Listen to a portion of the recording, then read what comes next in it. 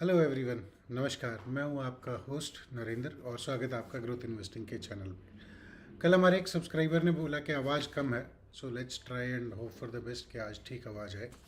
सो मेरी टीम भी पैरेलली इस लाइव वीडियो को सुन रही है। Let's see if they are flagging it और नॉट। अगर नहीं होगा तो फिर भी आप मुझे बता सकते हैं कि इज़ द वॉइस ओके और not okay. Navdeep, okay, cool. आज की बात मार्केट की भी करेंगे, लेकिन दो तीन चीज़ें इम्पॉर्टेंट जो हुई हैं एआई समिट के दौरान। एक पैक्स का इंडिया ने साइन किया और इंडिया यूएस ट्रेड डील के बारे में बात हुई। फिर एक आदमी ऐसा भी निकला, एक बहुत बड़ा किसी कंपनी के ऑनर चेयरमैन, जिन्होंने अपनी ग्रीड के चक्कर में 416 मिलियन यूएस डॉलर की, 416 मिलियन यानी कि 1 मिलियन में 10 लाख होते हैं, तो आप अंदाज़ा लगाइए, उन्होंने अपने शेयर ही खो दिए बिटकॉइन की ग्रीड में। वो भी मैं आपको बताने वाला हूँ। और इंडिया यूएस ट्रेड डील की बात हो जाएगी। और फ्रांस हमारे साथ, जो फ्रांस के प्रेसिडेंट आए वो क्या करके गए, ये बड़ी क्रिटिकल चीज़ है, ये समझने वाली बात है। यहाँ पैसे बनेंगे तो इसको सुनते रहेंगे। अब बात आती है कि आज क्या रहा। आज रहा निफ्टी ठीक है 100 पॉइंट ऊपर, 25,500 के आसपास। इफ़ आई रिमेंबर करेक्टली, मैंने डे बिफोर येस्टरडे बोला था, एक दिन छोड़ के परसों के वीडियो में, कि 25,500 के अराउंड निफ्टी नाचता रहेगा। क्यों नाचता रहेगा? क्योंकि इससे पहले की जो नाच कूद हुई है वो 24,500 के अराउंड हुई है, 24,500, 24,700। वहाँ से भाग के निफ्टी 26,300 का हाई लगाया, फिर वापस करेक्ट हो गया। बजट वाले दिन और थोड़ा सा नीचे तक चला गया था, राइट, 24,500 तक गया था, उसका ये लो लगा। ओके, तो वो एक एक सडन डिप्रेशन, उसके बाद वापस एक लेवल जो इसको मुझे समझ में आता है वो 25,500 का है। अब यहाँ कंसोलिडेट करना बहुत अच्छी बात है। वन, इस कंसोलिडेशन में जो थोड़ा सा ओवर हाइप्ड स्टॉक है वो करेक्शन हो जाएंगे, वो नीचे की तरफ भाग जाएंगे, या है ना, या उनके रिजल्ट अच्छे आएंगे, ख़राब आएंगे, मार्केट तोड़ देगी। जैसे कुछ दिन पहले मुथूट फाइनेंस को सिंगल डे 10% 12% ठोक दिया मार्केट ने, और किसी ने कुछ लॉजिक लगाया कि इसका तो टनेज कम आया है अगेंस्ट द गोल्ड।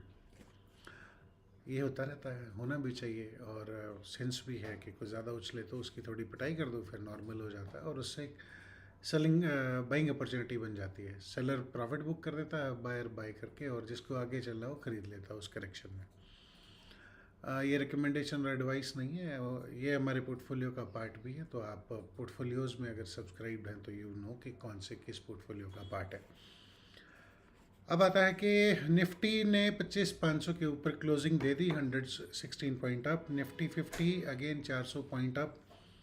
ये 69,450 के आसपास है, 70,000 इसका अभी थोड़ा दूर दिख रहा है, कर लेगा किसी दिन।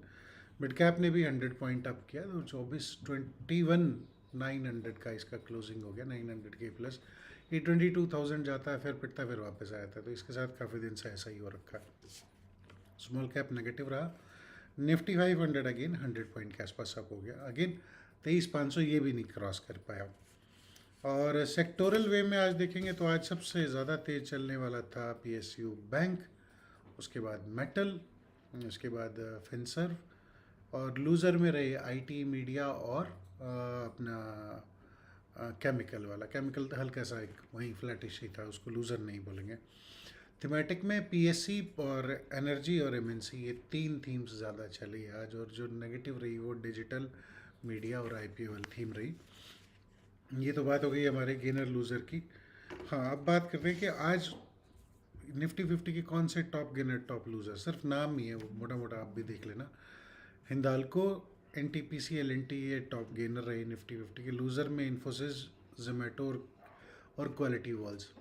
ये क्वालिटी वॉल मुझे लग रहा है ये एच का वो है, क्या बोलते हैं, गले की हड्डी थी, उसने निकाल दी, अब ये मार्केट की गले की हड्डी बन जाएगी, क्योंकि ये वहाँ भी बोझ बना बैठा होगा, यहाँ भी ये बोझ बन के बैठ जाएगा। लिस्ट सेपरेट कर दिया, कुछ है नहीं इसमें दम।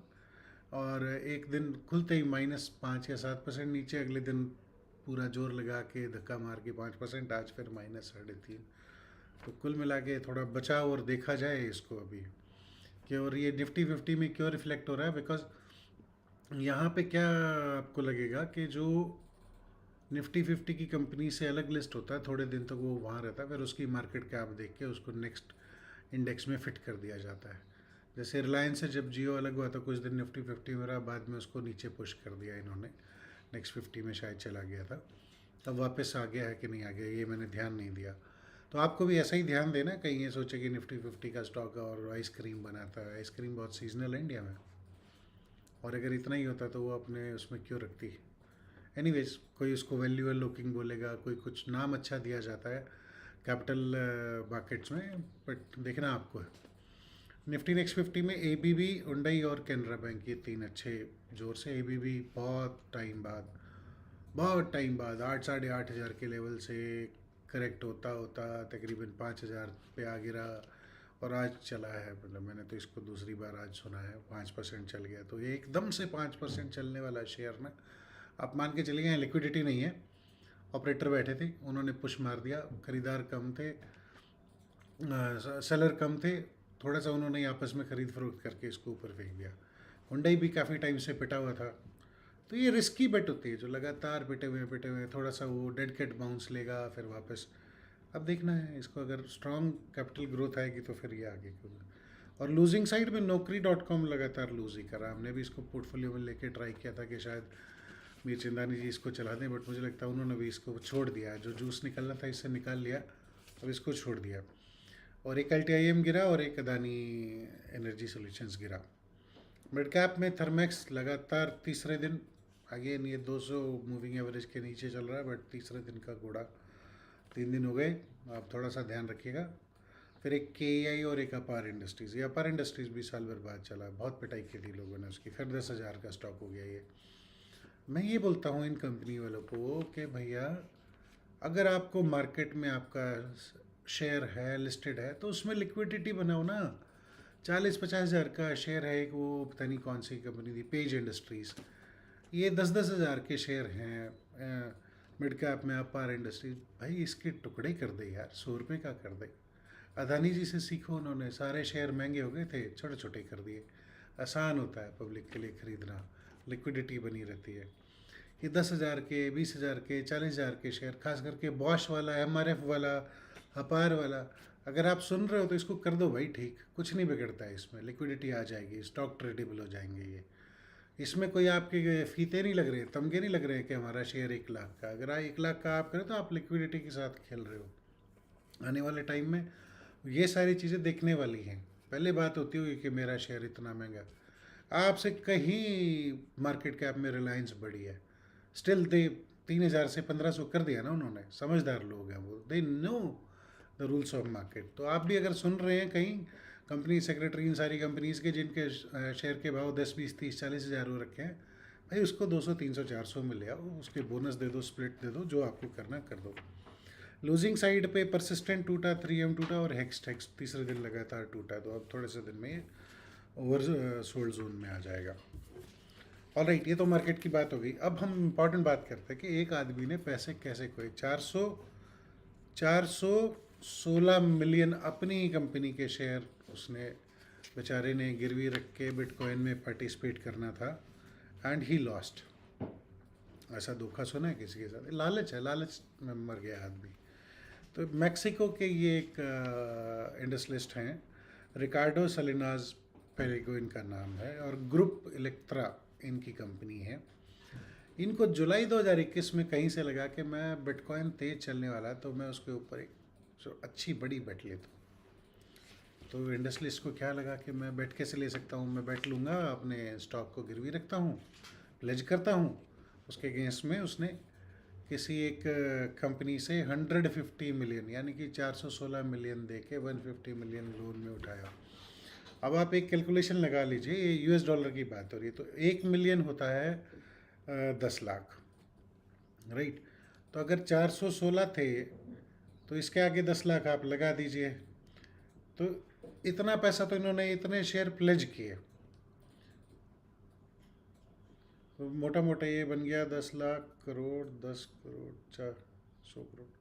तो आप मान लीजिए 416 करोड़ लेके $US, और इसने 150 करोड़, एक 416 गिरवी रख के, अपने 416 करोड़ के शेयर गिरवी रख के 150 करोड़ का लोन ले लिया $US में।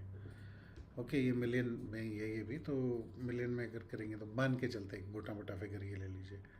अब उसके बाद उसके साथ धोखा क्या हुआ कि जिसने उसको लोन दिया था उसने कस्टडी से शेयर निकाले, बेचे।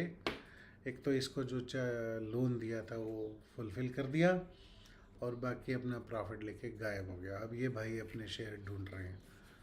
तो मोरल ऑफ द स्टोरी क्या निकला? लालच बुरी बला है।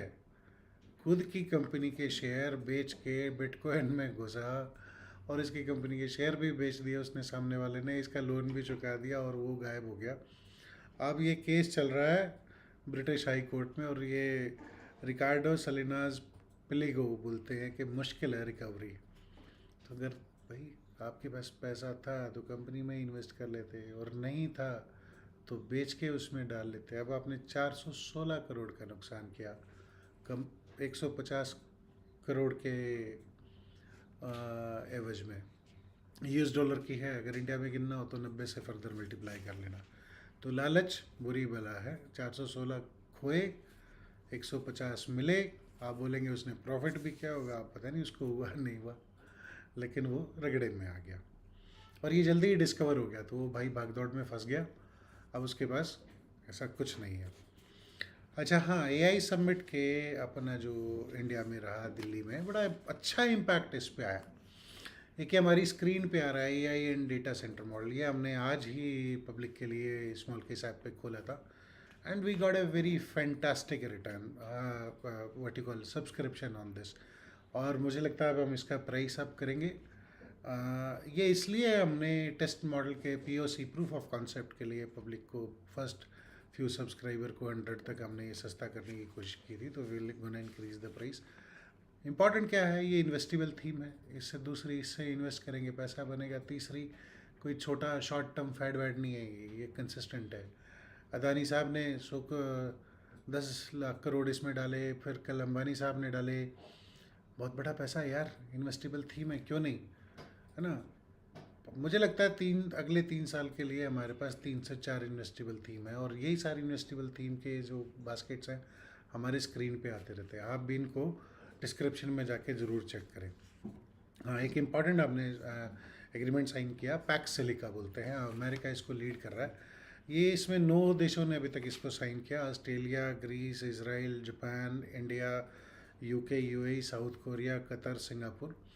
इसमें हम करने क्या वाले, ग्लोबल मैन्युफैक्चरिंग सप्लाई चेन को हम रोबस्ट करने वाले हैं, सारी कंट्रीज़ मिलकर। क्रिटिकल मिनरल्स पे हम फोकस करने वाले हैं, रेयर अर्थ पे हम फोकस करने वाले हैं, और आउटकम होगा जो चाइना की डोमिनेंस हो गई है खास करके रेयर अर्थ और मेटल सप्लाई में, उसको काउंटर करना है। तो एक ग्रुप बन गया, एक समूह बन गया देशों का। तो देखते हैं इससे क्या होता है। मुझे लगता है एक अच्छा स्टेप है, होना भी चाहिए इस तरफ। इंडिया यूएस डील के ऊपर किसी ने सवाल पूछा था, जो यूएस के एम्बेसडर हैं, उन्होंने कहा कि अप्रैल में जल्दी ही करेंगे। उन्होंने बोला जल्दी ही करेंगे। फिर हमारे कॉमर्स और इंडस्ट्री मिनिस्टर गोयल साहब ने बोला कि अप्रैल में साइन करेंगे हम।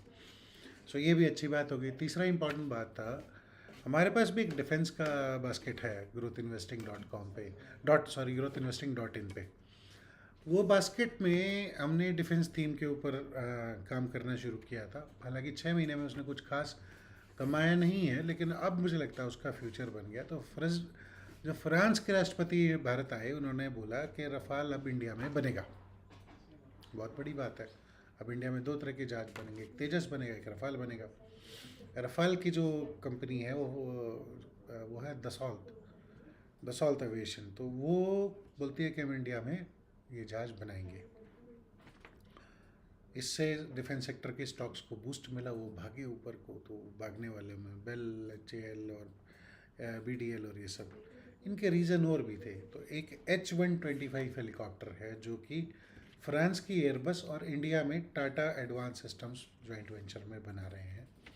दूसरी डील जो इनकी डन हुई है वो साफरान बोल के फ्रांस की कंपनी है, और BEL Bharat electronics limited India की, जो कि हैमर मिसाइल, यानी कि हैमर वो मिसाइल है जो डेड बॉम्ब, जो हवाई जहाज के नीचे बॉम्ब लगता है और जब वो अटैक करने जाता है तो उसके सामने एक टिप लग जाती है और एक पीछे प्रोपेलर लग जाता है।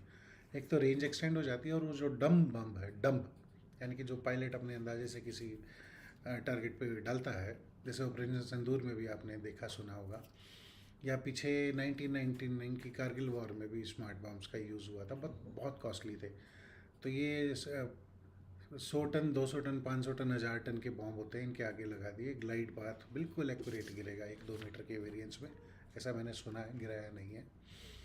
नाउ ये साफरान और बेल का ऐसा हो, उसको ये हैमर हैमर बोल के मिसाइल होता है, आगे पीछे लगाएंगे, उसमें काम होगा। अब बात भी सही है, इंडिया का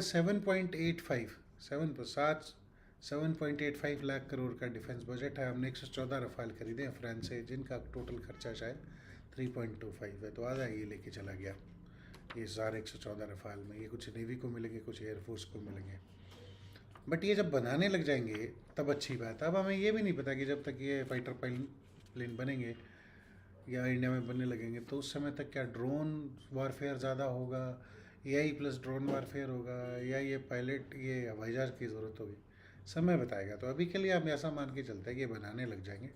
और फिर कुछ पनडुब्बियों की बात हुई कि हाँ जी, फ्रांस की 6 पनडुब्बियाँ इंडिया यूज़ करती है, स्कॉर्पियन क्लास। अब हो सकता है हम पनडुब्बियाँ भी फ्रांस से टेक्नोलॉजी लेके यहाँ बनाएं। तो ऑल इन ऑल ठीक है, फ्रांस है, समझदार है, उसको देखा अरे खर्चा करें, चलो हम भी जाके कुछ बेच के आते हैं इनको, और हमें ज़रूरत थी हमने ले लिया। बिकॉज अगर हमारी एचएएल बना लेती तो शायद हम इनसे ना लेते। तो आत्मनिर्भर भारत का जो हमारा एजेंडा था वो थोड़ा सा यहाँ थोड़ा सा वीक हो गया, और उसकी भी गलती नहीं है। वो जनरल इलेक्ट्रिक से इंजन की बात हुई थी, उसने देने से मना कर दिया। हाँ, एआई डेटा सेंटर ये स्क्रीन पे आया, ये बड़ी अच्छी थीम है, 3 साल के लिए 4 साल के लिए मुझे लगता है स्ट्रॉन्ग थीम है, और उसके बाद इसमें बहुत ज़्यादा अच्छा इजाफा होगा। तो हमने एआई और डेटा सेंटर क्लब कर दिया है।